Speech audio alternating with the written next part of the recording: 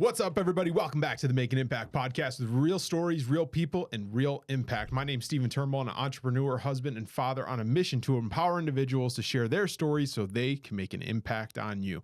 My friend, owner of Lafa, Elias Zeina, is here today. We talked about starting the business, him growing up around the restaurant, his family business, his history, what it was like to start a restaurant during COVID. Just a ton of great information in today's episode. Let's get into Elias Zeina.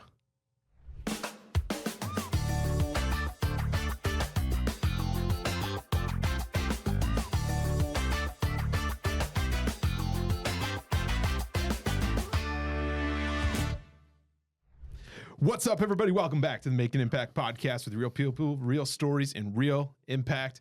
I got a man in the house today. Mike, a lot of people say, hey, what do you want to be when you grow up? This guy we have on today is one of those. Mr. Elias Zeina, owner of Lafa. Ladies and gentlemen, give it up for him. How are you, sir? What's up, Steve? Thanks for having me. Thanks for being here. Yeah, it's a pleasure. 2021, Yes, March. Sir. Yes, sir. Open the doors of Lafa. Yes, sir. I want to touch on that. Before we get into that, I can taste some meatballs right now. I can taste it already. Talk to us about Elias. Local, not local. I want to introduce people to the man behind the scenes, the man behind the brand, and that is you. So thank you for being here. Talk to us about yourself. Yeah. Again, thanks for having me. So for those that don't know, Lafa is a quick service Mediterranean restaurant. Think of like a Chipotle, but with healthy Mediterranean cuisine. So a little bit about me. So I come from a family of Lebanese immigrants. My mom and dad, they grew up in Lebanon during a really challenging time. They grew up during the Lebanese Civil War, and the schools were always closed. The access to just basic amenities like food and water were just few and far between. So they said, we want a better opportunity for ourselves, for our future families. So they emigrated here to the United States and right here in our community, Utica, New York. So they raised a family. I'm one of three. I have an older brother and an older sister. And in 2010, I was 13 years old, and they opened up a small Lebanese restaurant called Zeina Café. Wait, I got to stop you. Yeah, go ahead. So there's Zeinas and Zeinas, right? That in the community. And I'm pretty sure I always say it wrong. So it is pronounced Zeinas, but a lot of people say Zeinas or even Zainas. Just want to clarify that. I think as long as, and we've gotten close, and I'm pretty sure every single time I still pronounce it wrong, and it's just probably not going to change. So I'm just putting it out there Mike, I'm just putting out there, I do my damn best. All right, I do my best. Yeah, we appreciate you, Steve, and you're not the only one, and I never correct anyone anymore. I used to correct people, I don't anymore. Yeah, so the correct pronunciation is Zeinas, but I won't correct you if you say Zeinas. Perfect. But anyways, perfect. I feel better now. My parents opened up Zeina Café. I was 13 years old. And at a young age, I mean, that was almost like my after-school program, right? So I'd go there after school, I'd wash dishes, I'd do some light prep. Eventually, as I got older, I got into the cooking and the service end of things. And then when I got even older, I helped manage the business a little bit. And that's where I really found a love and a passion for food service and culinary. As I was going to high school, I wasn't a very good student in high school. In fact, makes two of us. I got one of those letters. I don't know if you ever got this letter, Steve. I got a lot of letters in high school. They said if you miss X amount more days, you cannot graduate. So you were one of them. I was one of them. You were Mike too. See, Mike. We joke about this all the time, and Mrs. Cook, if you're watching by now, man, we shot you out every day, our 8th grade social studies teacher. But Mike is part of the reason I got through middle school. So that's what we joke about. But I wasn't the not show. I would show up. I just didn't do much once I got there. So you just wanted to show up. Well, I wouldn't show up, and then when I was there, I wouldn't do anything. So I was like the double dipper. Yeah, double dipper. So barely graduated, and ended up getting my diploma. And it was probably the summer between high school and college where I kind of kicked it into gear. I was watching my parents work really, really hard in the restaurant, and I wanted to provide more and help them more to help grow that business. So that's when it really clicked for me, was that summer. I went to MVCC, ended up getting an associate's degree there, got a bachelor's from SUNY Poly, and got my master's there as well. And as a student at MVCC, I pitched this idea of a fast casual Mediterranean restaurant at the New York State Business Plan competition. We noticed in my family's business, we noticed a few things were happening. We noticed that people were looking for more healthy options in our community. People were trying to eat healthier. They cared about what they were putting into their body, so they're looking for more healthy options. as our community became more diverse, people were looking for more authentic flavors. And for better or for worse, people were always on the go and looking for quick, convenient options. So we put all that together, healthy food, authentic, bold Mediterranean flavors, and quick and convenient. And that was our hypothesis for what is to be Lafa one day. So we put that together in a business plan. I say me and a professor, Justin Wilcox, marketing professor at MVCC, was a huge help in the early stages of the project. And we pitched at a local business plan competition. I was super stoked. I prepared all semester for it. We pitched to a panel of judges, and we didn't win. So the way it worked was if you finish top 3 in your category, you move on to the state level, and at the state level is where you win the big seed money. There's a lot of investors there, and there's just a lot of donations. So it's like students. a Shark Tank. It's exactly what it is. Yeah, it's a Shark Tank. But I was excited because I put so much work and thought, and I was like, I got all this background and all this experience with me, and I ended up we didn't end up winning. Let me back you up to something. Yeah, go ahead. I want to get back to that, but I want to help me put 2 things together. Okay, Elias in high school, who not only didn't show up but didn't do much when you were there, and then ended up getting your master's degree. Why was that important for you?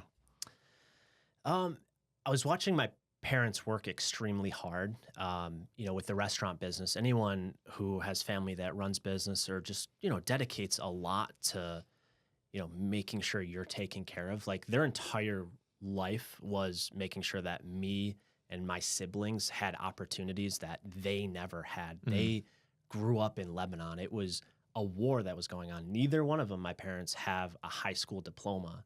So for me they went through all this adversity, an amazing story, like an American dream, just a picturesque story of what the American dream looks like.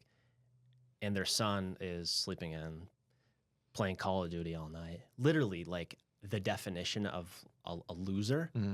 It's like, I didn't want that to be me. Like, so what was the switch? It was just exactly that. I think it just took me a little bit more time to mature. And that summer, it was just like, I didn't want to be a loser anymore, right? What a sad ending to what would be an amazing family story of overcoming adversity and coming to this country. My parents didn't speak English. They had no money, and they really just worked hard to make sure that me and my siblings had the best opportunities to succeed. And here I am, like, not working or just being lazy, entitled kid. For me, it was like, that can't be the ending of the story. Like, that's such a sad ending. So I knew if I wanted to help them to the highest level in the restaurant and I wanted to make something of myself, I had to get educated. I had to start learning. I had to start taking life seriously, taking my education seriously. And MVCC, I just told myself, like, I'm just going to be the hardest working person. I want to do all these great things. And just, I wasn't exactly sure if I was going to stay in the restaurant business or not at that time, but I just knew, like, I just needed to work hard, and I just needed to keep on a good focused path. And that's exactly what I committed to at that time. Would you say, I don't want to put any words in your mouth, so I'm just thinking here. So talk to me about this. Would you say the switch for you was like a found interest in the restaurant world, in the business world, in seeing yourself helping your family? Like, at that point, Lafa wasn't thought of when you had that switch, right? But like, we talk a lot about on the podcast about, like, kind of the school system, and we joke, but in a serious sense, like, Mike and I had different experiences in high school. We've been together since kindergarten through the trenches, and kind of now are both entrepreneurs working together on this project, working together in different projects. And it's funny how those kind of come back around. But I think it's interesting how, like, you had that switch immediately and then get your master's. Like, that's not always the ending to the beginning of the story you talked about, is what I'm trying to get to. Sure, does that make sense? And so would you say part of that was like, man, I see, like you said, what my parents have built, what they've gone through, what they provided for us. I better do something about it and go back to school, do these different things to be part of the change, whether that's for you, your family, as a father now, and a husband, whatever that is. What was that was really like, all right, Elias, let's go? I think it was a combination of things. It wasn't just like an overnight, hey, now I'm automatic, I'm motivated now, right? It was just kind of just establishing strong habits. It was, like you said, with the restaurant, it's like, you kind of become passionate about what you know. And I started really working and diving deep in that business. The one thing about my parents is they're always very transparent with us about how things run. You know, nothing was gatekeeping, right? It's like their finances were open, right? How the insurance end of things worked was open, and the legal end of things was open, and inventory. Like, I got a taste of all that. And at such a young age, you know, I'm very type A business mindset. We're quarter one, we're here. Quarter two, we need to be 10% more. And that's just the way my mind thought. Right. And finally, when I saw somewhere where I can apply it and, you know, actually make a difference in the performance based on, you know, a marketing campaign, and then we'll shoot some marketing campaign out, and then, you know, we'll see customers respond, start coming through the door, and all of a sudden, you know, we see sales go up. And to me, that was exciting. This business has always been exciting because, you know, we're in control. Like this podcast says, like you make an impact, you know, based on decisions that you make each and every day. So to me, that was really motivating. So at that time, the summer between high school and college, where I wasn't really working hard. In school, I wasn't working hard. But in the restaurant business, you know, it's long shifts, you know, double shifts. I mean, I'd work the Clinton Farmers Market, for example, on a Thursday. I'd wake up at 6. I'd work there. I'd go back to the restaurant, and we'd close Saranac Thursday at 2 a.m. So those days were there. So I always had the work ethic in me. My parents always instilled that in us.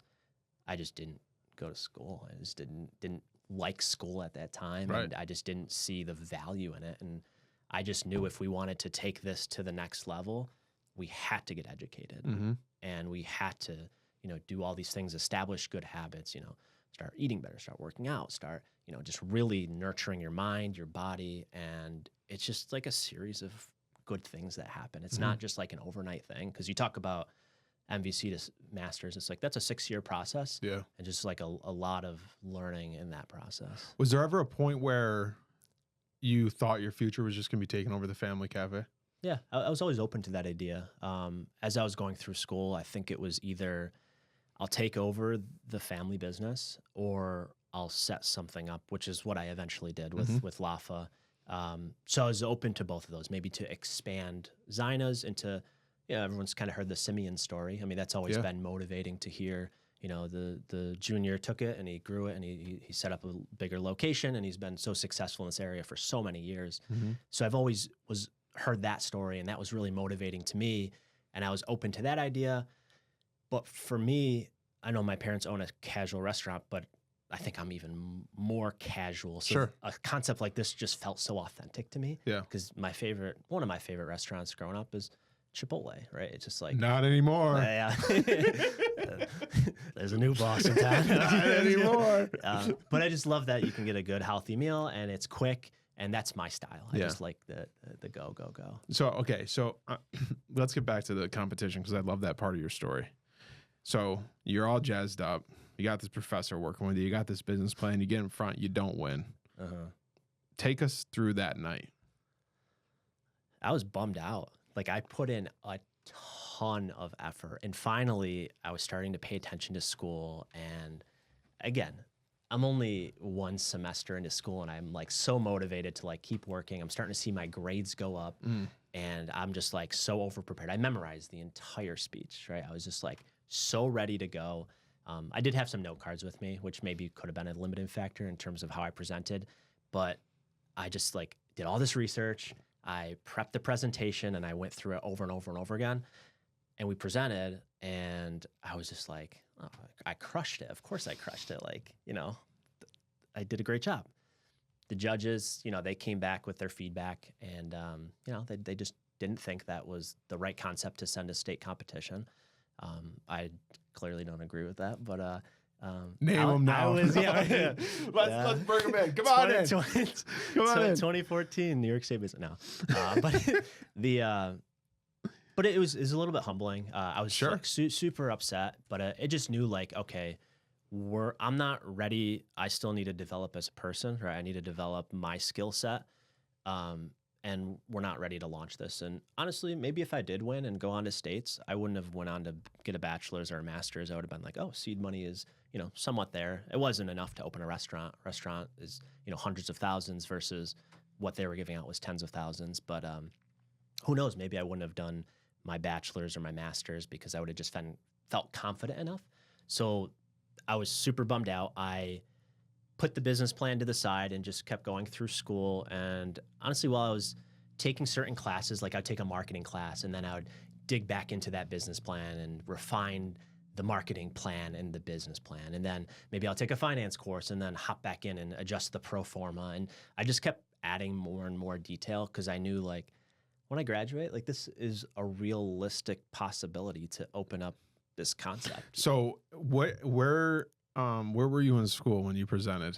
I was first year at MVCC. So that was freshman year of college. Yeah. So you went kind of back to that folder every once in a while, added more, on a regular added more. basis. Yeah. So what was it in you that you think, looking back, a freshman in college, you bring up this idea, they say no thanks. You could have just said, that's it, throw the folder out. Why didn't you do that? I think early on I was like, I'm not gonna swear, but yeah, after this. Oh no, we already got the E next to us. Yeah. I was like, they're right. This sucks, right? Mm-hmm. Like this can't work. Yeah. And that was some of the feedback they gave me is like because it was the rubric at the business plan competition. One of the items was market opportunity, and a lot of them were just like, yeah, there's no market for this. There's already Middle Eastern restaurants. I was like, it's not quite that, it's a little bit of a niche, right? So maybe I didn't present that clear enough, but so you're asking why didn't you throw out the idea? I throw it out? So I end up just put it away and just keep educating myself. And as I learned more, I was just like, our core hypothesis is just like strengthening each year. More and more people are seeking convenient opportunities. More and more people are going towards DoorDash. More and more people are ordering online, right? This is 2014. We're talking all the way to the time we opened to 2021. That's a long period of time. And then eventually I was like, still no one has opened anything like this yet. Like there's an opportunity in this market to do something like this. And I just kind of felt like instinctively like, hey, I can't give up on this because I really think this could work. And I know me personally, if I didn't even give it a shot, I think I would be bummed out with myself and I would be probably a little bit miserable. So take us to March of 2021. Yeah. Take us to sitting at the computer, finalizing the LLC, we're going to do this damn thing. Mm-hmm. Talk to us about what that looked like. Yeah. So I graduate 2019, 2020, we sign a lease, COVID hits. We get out of that lease, we have to reconfigure what our plan is, right? And then... Was it a different location? It was a different location, yeah. So we get out just because we had financing set up, all this, and then eventually COVID hits. And then we find this other location, we re-strategize to say, hey, let's get into a space that was once a restaurant versus like building out a vanilla box. If it's once a restaurant, it has the exhaust hood, it has grease traps, has everything. Those can add up really quickly. So it's a lot less expensive a build out. So we reconfigured our plans, our strategy. We sign a lease late 2020. So what I thought was going to be the end of COVID, it kind of ramped back up. It kept coming back and forth, and we had to follow the state policies that whatever was coming up at the time. So then we finally get to March, right? We're ready to open our doors. We actually opened March 1st. So we're getting ready to open our doors. February, we've built out, the construction's done, the design's all set. We hire the staff. It's actually a funny story. So we trained our staff, right? And we did like a practice service day. So I'd invite, private event, invite friends and family. And I'd give each employee that we just hired 2 tickets. And, mind you, we have about 40 new employees that we're bringing on at this time. And I structured it where half the night we have half the employees and they'll have a shift change. And then the other half is the second half of the employees. Well, one of the employees, he was cutting the chicken and then he goes to the dish pit, right, the dishwashing area, and he puts the knife right into the soapy water. And, we're doing all the training at this time. I say, hey, buddy, make sure you take the knife out of the water, or it's got to be cleaned right then and there, right? You can't just throw it in there. Someone's going to reach in and they're going to cut their hand, right? So that's part of training. Everyone who works in restaurants knows that. So he grabs the knife, he starts cleaning it, and then he ends up cutting his finger. This is like 2 days before we're going to open. And he's like, hey, I have a cut. I was like, all right, here's the here's a Band-Aid, put that on. He ends up passing out.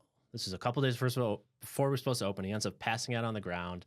There's blood down his finger. Ambulance is out front. His family's there. I meet his parents for the first time. The mom's crying. And shift change. I had a photographer ready to go. That photographer we had to cancel. Now my staff are freaking out. Everyone who's there to like congratulate me, I'm like, well, let's take a step back home, please. right now. Yeah, I got to take care of something. So that was like, I think that moment there right before opening was just like, what did I get myself into? Type of thing. So that was a moment, yeah, where it was like, okay, am I really doing the right thing here? Do I really know what I'm doing? Like, I just went to business school. I'm not a nurse. Like, what was I supposed to do in that situation? Am I not trained enough? Right. And you just start to like doubt yourself. And you know, you're a business owner. That's a common, regular thing, is like that self-doubt, because my parents, you know, they have a nice little thing going. They have probably about 10 employees total, but we were building something that was completely different. So there's always like these times of just doubt and just like hyping yourself up and just like get that motivation. Just one more tough conversation. One more, I always said like one more educated decision, right? That was just one educated decision at a time. And you just kind of keep chipping away. And you end up building what is now, you know, a really successful business in our community. But those early days, they were some of the most challenging days that I've ever experienced. Like there was COVID, we all remember COVID. There was so much pent up demand for a business to open because we just kept seeing businesses closing. Restaurants closing. This business, you know, whose owner is ready to retire. Okay, finally retires because of COVID, right? People dying, businesses closing, and finally a business is like, hey, we're actually going to open doors, which maybe is a little naive, but you know, it ended up working out. I think people were just like so stoked. So anyways, the reason I say that is we had a line to the door for like 2 months, like straight from the time we open to the time we closed the door, from 11 a.m. to 8 p.m. There was a line to the door. We got the word out. The media was so generous to us because there was nothing really positive and like business enterprise. Nothing was opening up. Right. So it was a lot of just learning on the fly. Obviously I learned a lot with my parents' business, but the concept is different. It's you cook food, you serve it. This was a cook, hold, serve. So that's a little bit different. And I don't think we did enough testing in the early phases. But you make mistakes and you make it right with the customer. And that's really what it comes down to. So you said employees on the stretcher, and you're saying to yourself, what the hell did I do? Yeah. Am I doing the right thing? Yeah. Did you? Did you do the right thing? I think in the sense of starting the business. 100%. I don't regret anything. I think we made all the right decisions, but in the moment, it's like it's and tough. I asked that like that because you just said you have to do these things. You, in my mind, like one of my favorite quotes is, "What not? Why is this happening to me? What is this trying to teach me?" That can apply in life and business on a lot of different regards. In my opinion, my quick thoughts right now is you have to have those 2 months of lines out the door to learn how to do this better, to learn how to get the chicken out quicker, to learn that Joey's not good for that job, but he's great for this job, to learn those things. And I mean, that's much different and more severe is the word that I want to use, but you get it. In a restaurant setting, I would assume, you know, because like you're on the fly. You got people that they're hungry. Yeah. And they want what you're selling. And you got to figure out how to do it faster, better, all of these things. 100%. But I think like that's, and the point I'm trying to make is like, there's never going to be that time. Like I started my business 3 months before my wedding. I've talked about that before. Like all my friends, family, everybody, just wait until the wedding's over. Why do it now? We got the planning, this and that, the bachelor party, whatever. Like there's never going to be the perfect time. No, 100%. You just have to do it and figure it out along the way. And you're going to fail along the way. If you think you're not, you're in for a treat, you know, but around that subject, talk to us about it. Cause now you're almost 5 years removed, right? No, 6. It'll be 6. We're coming up on 5. You're coming up on 5. 5. Okay. That's my math. That was from school. Usually I'd ask Mike, how many years is it? Okay. He says 5. Good. I think a lot of businesses that open up that are similar to us are like more of a franchise model. We didn't have a playbook to go off of. We were creating the playbook as we're going. So it's like, that old saying in business is like you're building the parachute as you're jumping out of the plane. Like that's kind of what it felt like. I mean, in that process, I was 180 pounds. I went down to 160 pounds in a 2-month period. I lost 20 pounds because I was just working nonstop. Oh, I thought you were just eating protein. I was just eating chicken, shawarma, and hummus. That's a shawarma and hummus diet. But that's what it took in those early days, just like long hours to make it work and to keep talking with customers, keep saying, hey, what are you looking for in our product? Tell me how we can improve. And that was one of the things I always recommend to someone is talk to your customer, figure out what they're looking for, and keep iterating your project. Just try to make it just a little bit better. In our line of business, there's all these touch points from the time someone walks in the door to the time they leave the restaurant. There's all these little interactions. And if we can just look at each one and just think about how can we upgrade and make it even better. And the only way to do that is put yourself in the customer's shoes and talk to your customer. So we were just so focused on making sure that customer experience was the best we possibly can have it. And those 2 months, I mean, that made us resilient in that. I didn't touch on this, but I tried to get a bank loan to open the restaurant and no banks were shelling out any money. So I had to get very creative in terms of how I financed it. And that made me even tighter in the way I ran, the way I staffed. So it was like. But here's the thing. You figured it out. We figured it out. You figured it out. I had coffee with somebody who remained nameless this morning that's in a similar situation. Not really, but yes. They're only 6 months in business, but it like is taking off. Like insane. But they need a new location. They need to buy a building, all these things. But the bank's like, well, we need 2 years of tax returns. They don't have it. They have 6 months. Right? Yeah. But like they were talking to me about different things this morning, and it's a client. We were talking about insurance, whatever. And they were like, okay, here's like option A of how I'm going to figure out, or option B, or I'm going to figure out option C. You know what was not an option is not doing it. And I mean, to your point, like the banks, the financial institutions, they all have these guidelines. Sure, you got to follow all these things. Makes sense. Risk management, all that good stuff makes complete sense. But you figured out how to do it. You figure it out, and you have to. You have to, or else you're not ever going to get the opportunity. I want to touch on something that's really cool. And this is, I'm thinking of, do you remember when we went and had lunch at Panera? Right after I started T5. Yeah. I'll never forget that conversation. So that was 2022, May of 2022. So you were just coming up on a year probably. And you and I, that was when I think we were connecting, deeper, if you call it, whatever. And it was either at that point or shortly after, and I'm sure it's still the case. You can tell us that you had a waiting list for employees. Yeah. Is that still the case? It is still the case. So here's a restaurant, Mike, okay, that has a waiting list for employees. And if you go to any other restaurant, you see help wanted all over the door.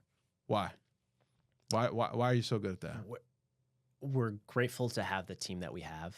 We have some of the best restaurant employees in the city. I'll say that every single day, and I truly mean that. We've always looked at culture, business talk about culture. We look at culture as it's a top-down approach. So it's owner takes care of employees, employees take care of customers, customers take care of the bills. That's the way it's going to work. We take care of our employees. We do everything we can to nurture their development, right? We do everything we can to pay them competitively, right? To set up an environment where they're going to thrive and they're going to be successful. That's our number one priority is our employees, right? So we want a work environment that's conducive to their growth. And in turn, they're going to take care of the customer, right? I just talked about all the touch points that we have. I can't handle all that. I can't interact with every single customer. And, I'm sitting here right now, our restaurant's still open. So how do you develop, train, and motivate a team to execute on all those things? That's a challenge. That's a challenge that every restaurant has to face. But I think one thing that we do so well is that we genuinely take care of our employees. And it's not about we talk about like the core values of our business. These are core values that we actually live, because a lot of times, as you know, it's like just corporate jargon, and it's just on the website, on the wall and on the website. And it's a bunch of big, food with integrity, or, we're community oriented. It's like, okay, but are you actually practicing those things? Mm-hmm. And sometimes it's yes, sometimes it's no. It's like, no, we are committed to the values that we have in our business, and recruiting individuals who fit that character and fit those values as well, and live those values. So that's always something that we're just so disciplined with, is finding the right people who live the values, who have the strong character, and who genuinely feel a sense of pride when they take care of customers, right? You've had customer experiences when a person got a headphone in, and they're could care less about you and if you're gonna have a good meal or not, right? It's like, no, like we genuinely care about that customer experience, and we have staff that are on that only care about that. Right. I just had to hit on that because I remember that was only a year in. Yeah. And I mean, it's still the case now, 4 years removed. And maybe 10 minutes ago or so, you were talking to us about when we opened, it was important for us, meaning the team, right? For this client experience to be from when you walk in the door to when you leave the door. And then you're talking about all of these things. That's because of the culture you built. And it's so impressive. We got to wrap this up because Mike will start kicking me because we're on time in a little bit. I could talk to you all day about this. I just want to say I appreciate your friendship. I appreciate bouncing things out. It's so cool to kind of we're on the same escalator, same timeline, same thing, trying to figure this out. So that's been so fun. For somebody that's completely been under a rock, or maybe out of town or whatever, that's listening, this is their first time talking about Lafa. We haven't gotten too much of the weeds, but just give us like the pitch of like where you guys are, what you do, hours, operations, the meatball recipe for some of us over here, if you don't mind. Just give us some of the quick roll down before we wrap it up. So Lafa is a quick service Mediterranean restaurant similar to a Chipotle. So you walk down the line, you customize your meal. We have preset menu items as well. We're in New Hartford on Commercial Drive in the Men's Warehouse Plaza. And we're open Monday through Saturday, 11 a.m. to 8 p.m. So come on down. Little pitch here. This is free. This part's free, okay? Right, go ahead. You know what's the best deal in town, Mike? Is the family meal deal box. That is the best meal. It's the best deal in town. I'm telling you right now. I appreciate that. It is. I get it all the time. Like when I go meet partners or whatever, or office party, or you get whatever you want. A little bit of this, a little bit of that. I'll give you a little drink, you a little add on here. I'm just telling you. Go down and get you some Lafa, everybody. Go down and get you some Lafa. My friend, I appreciate you being here. Thanks so much for taking the time. Thank you. Check them down in New Hartford. Until next time, go out there, lead with purpose, and make an impact in someone's life today, even if that's your own. My name's Stephen Turnbull. We'll see you next week. Take care.